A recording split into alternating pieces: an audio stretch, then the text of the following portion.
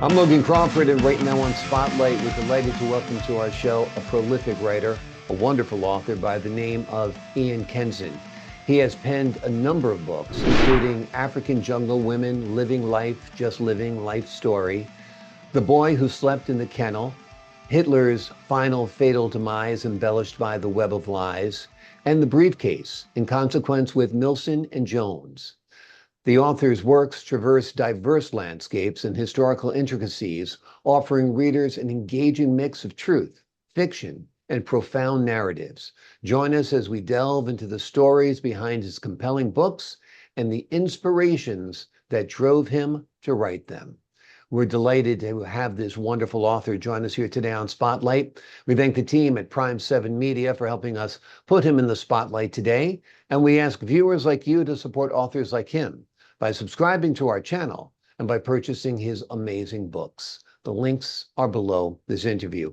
Ian, thank you so much for joining us here today on Spotlight. Thank you.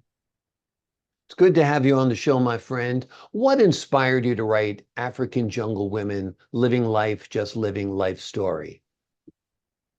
I spent, after military, which was when I was younger, but I spent time roaming around the world for about 43 to 45 years in the oil and gas industry, going to numerous and many countries, including most that most people would never go to. Syria, Libya, Iraq, Pakistan, and others, and out to Siberia, Russia, Sakhalin Island. What inspired me to write a book was whilst I was in Nigeria. I had to manage two platforms they were building in the swamp areas. One was called Jones Creek, the other was called Makaraba. Consequently, it was about 35 miles apart. I had to travel daily from one Jones Creek to the other Makaraba. Well, whilst I was doing this, because I like observing things as I'm moving so that I don't try and get caught out if something's going to happen badly. But whilst I was traveling between Jones Creek, Makaraba, I noticed an old woman stood alongside a canoe on a tiny spit of land, which maybe is about as big as anybody's back garden, with no buildings, no nothing. They don't have anything in the swamps.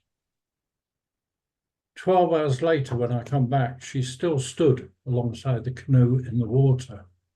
Next morning, when I went back again, she was still stood in the water alongside a canoe. 12 hours later, this happened for 4 days. On the 4th day, I said to my boat driver, for the want of a better name, his name was Famous. Most probably his parents saw something as he was born and said, "Oh, that's Famous." This is how they name the children in Nigeria. Wow. There's a lot of Saturdays, Mondays, Sundays, Fridays, and Wednesdays. And they all work for the oil companies when they can get the work. I got him to ask what I call the man who run the spit of land, why the woman was stood. He said, "Oh, she has no husband, her husband died, or the man she lived with died." I said, "Well, why she stood in the water then?" "Well, we can't look after her, we have nothing. So we tell her she has to stand in the water." But there's crocodiles and there's snakes and there's other animals, as well as the monkeys and billions of mosquitoes. Why has she stood in the water? Well, nobody to look after her. So maybe and me said, "Oh, hang on a minute, this is wrong. What would it cost to get her out of the water?" Wolf threw his hands up, waved them around, and I just said, "Tell me, how much?" "Oh, maybe maybe 4,000 naira. Well, if you convert that 17 naira to the British pound, it's not a lot of money. So I said, little bit high, and we do it, bit more lower. Oh yeah, okay. And we agreed 3,000. Then I said, what about you keeping her and helping her and feeding her, maybe? So he said, okay, one more 1,000. So I said, okay, 4,000. So I give him the 4,000 naira. Immediately pulled her out of the swamp, rebuilt a hut, which is 4 sticks stuck in the mud, banana fronds is the roof, and that's where she lived. But now she was out of the water. I said, food? Okay, we help her now. We give her water, food. Because any water they get comes out of the swamp. They have to boil it before they can drink it. So they have nothing. Nothing is ever given them. Nobody compensates them, even if they help companies. That's why I started writing, because I found that for somebody to understand that this happens in a modern world, and it goes on even today, long after I left Nigeria.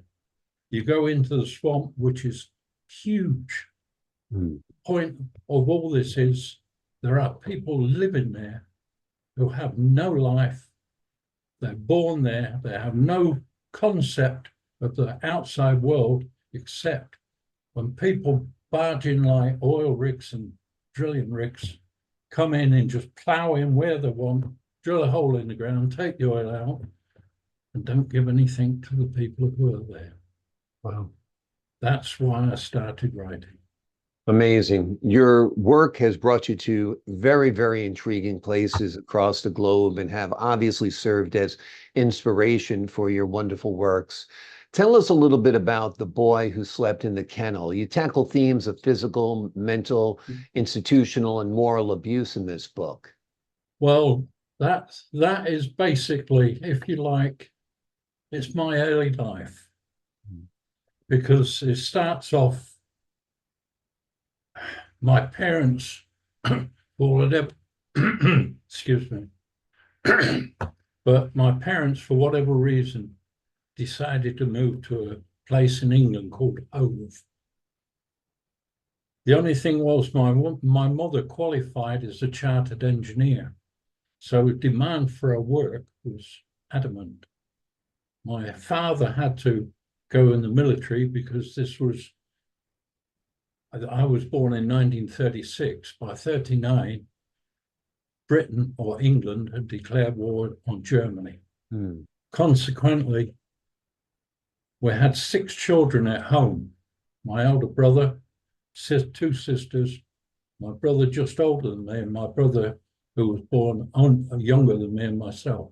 6 people in a house. We didn't have a stick of furniture. So we had to go each day about half a mile down the road where a sweet factory was.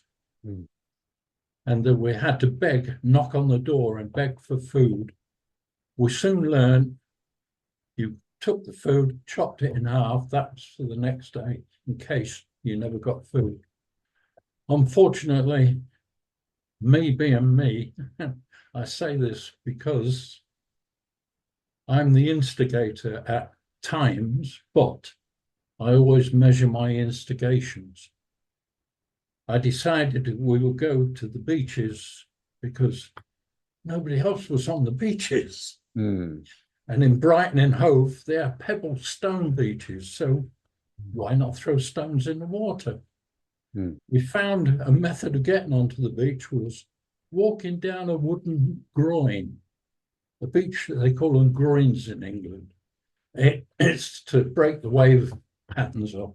Consequently, we were sat on there throwing stones, and suddenly a voice said very close to us, "What are you doing, lads?"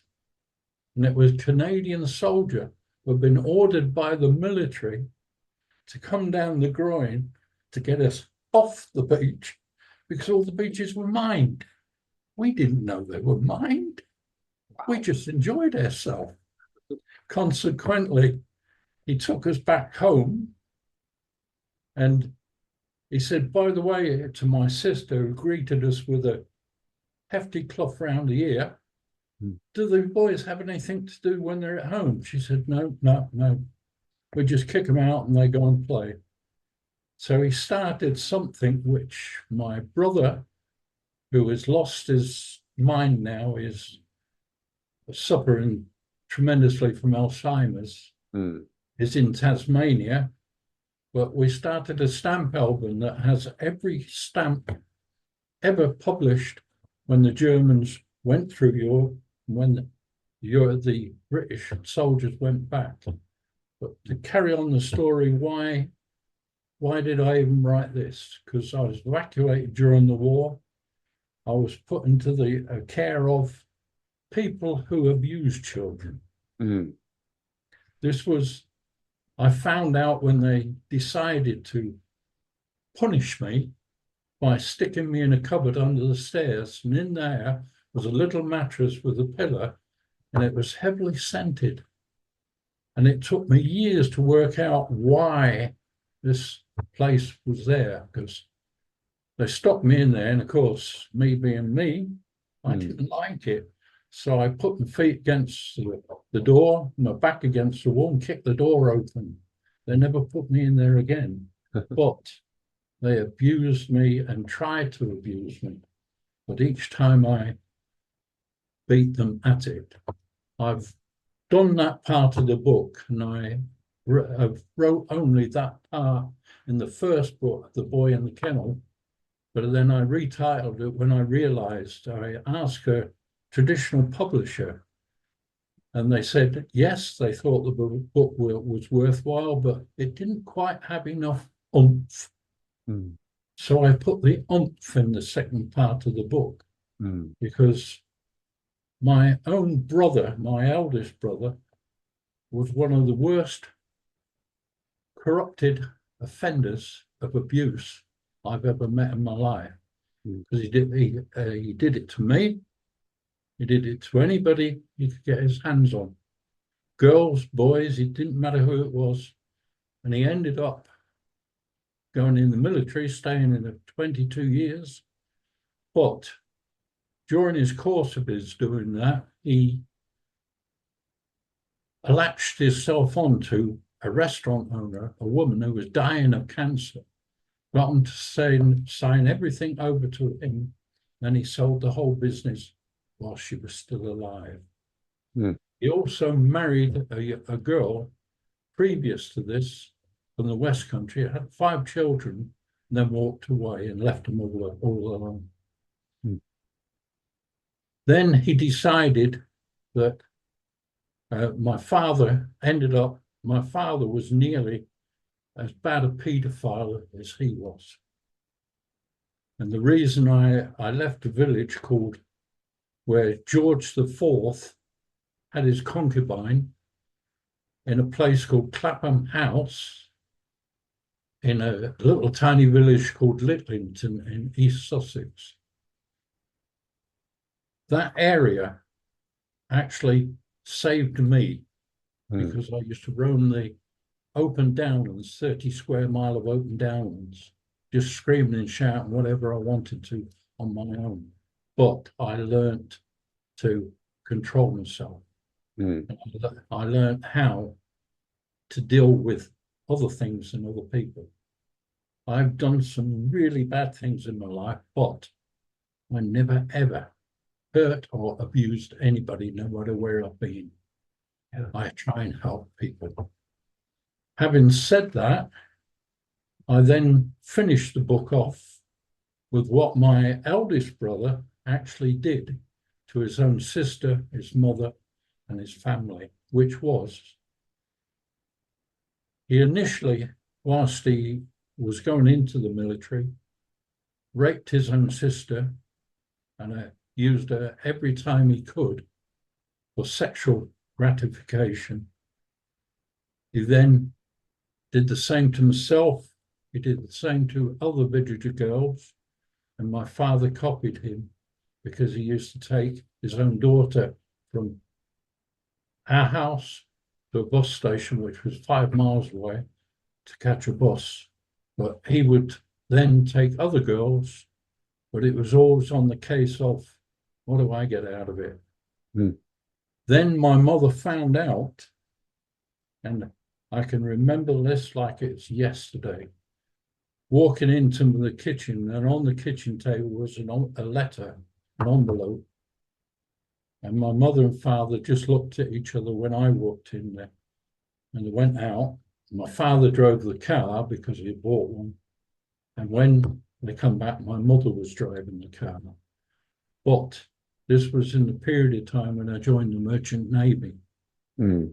And I went away to Australia, Singapore on the first trip. When I come back, they were no longer in the house. They'd moved because of what my father had done to these other girls. And because of this, my mother said, I cannot stay in a village where I'm considered the wife of a molester. Mm. Consequently, that brings it basically to the end of the book, which is The Boy in the Kennel, which I retitled The Boy Who Slept in a Kennel. But the reason that the book, at the end of the book, deals with basically the end of my brother's life, which is my mother decided she would follow my youngest brother to Tasmania, where he built up quite a big holding of his own. He ended up quite wealthy. And because of this, my mother went there, and because my sister was already in Australia or Tasmania with a husband that she didn't want and she didn't like, and he didn't like her, and she had to pay him off, which cost her £5,000. And my brother, the eldest one, the one who was the paedophile, he turned round when my mother died, and I was the only one who never went to the funeral. My mother said, why hasn't he come? Mm. That comes later in the book. Yeah. But the reason my brother then turned round after my mother died, the next day, the next morning, a for sale notice went up on the house, and he changed all the locks, and he piled all my youngest sister's goods and wares outside and said, find somewhere to live. You don't live here anymore. Although my mother promised her youngest daughter that she could live there. My youngest brother, who now owned property and was quite wealthy, gave her 2 cowmen's cottages on a hillside he owned, and she lived there, and she planned her own funeral down to the last detail, which was a case of the cheapest thing she could find. My wife used to ring her, and she said, I look out of my door, I'm looking out over Devonport in Australia from where I am, which was 25 miles away. But she died basically because she was totally lonely and fed up with the life she was living. I then found out that my father died when I was working in Libya, and I got the company to fly me home, which they did. And I went with my wife to my mother's house, and we went to the graveyard, and I said, where's my father buried? And she said, you'll have to ask the priest. He didn't want a stone, he didn't want it marking, he didn't want it registering on the church thingies, and he's buried in a corner outside the church. So I asked the priest, I said, where is he? He said, he's there. He said, in that space of ground where he is reserved for people who are vagrants. I said, I said, excuse me. He said, your name is Ian? Ian Christopher, I said yes. He said, well, your father asked me to inform you, you were never his son anyway. I said to the priest, thank you very much. I said to my mother, you never told me. She said, I had no reason to. Consequently, it's a little bit of what you do. Yeah. The point is, get on with your life. Right. I built my own life up. When I was evacuated, I took my wife and children back to the house I was evacuated into in a place called Birstall, not Borstal, Birstall in Leicestershire. Knocked on the door, number 8, Holly Avenue. Knocked on the door, and the woman opened the door, said yes. I said, hello, Mrs. Arnold. I'm Ian Foote. And she went, oh my God. And she slammed the door in my face, screaming at me, you never were here. I don't know you. Go away. I'm going to work. I don't want to see you again. And I never have. That is the story of the boy who lived in a kennel. Amazing. It's a powerful story, a painful story, no doubt, a true story. Thank you for sharing that with us. Ian Kenson is a prolific author. He has penned a number of powerful books, including African Jungle Women, Living Life, Just Living Life Story. The book he just described, The Boy Who Slept in the Kennel. He also has written Hitler's Final Fatal Demise, Embellished by the Web of Lies, and The Briefcase, In Consequence with Milson and Jones. The links are below this interview. They are all highly recommended. As you can see, Ian is a natural-born storyteller, and his words are very impactful. Ian, thank you so much for joining us here today on Spotlight. Thank you. I appreciate your time, sir. I appreciate your insight and your candor. To the folks at home, I'm Logan Crawford, thanking you for your time this time. Until next time on Spotlight.